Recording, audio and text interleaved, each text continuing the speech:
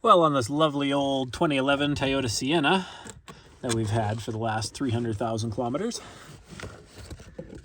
we moved to a new acreage. It seems mice like to cut through the filter. I just changed this like a week ago.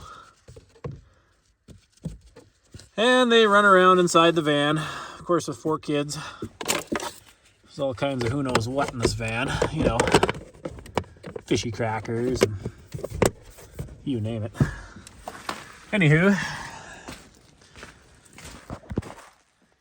I just built a big FU to the mice. That's your air intake. It's right behind the windshield wiper guard. You take this piece of plastic out, which comes out very easily.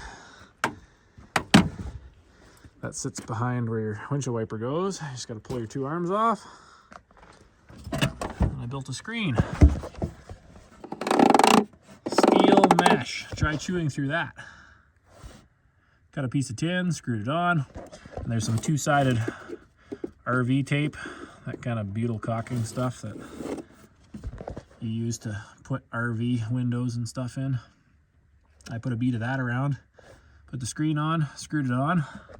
So hopefully no more mice get into my HVAC system and ultimately into the van.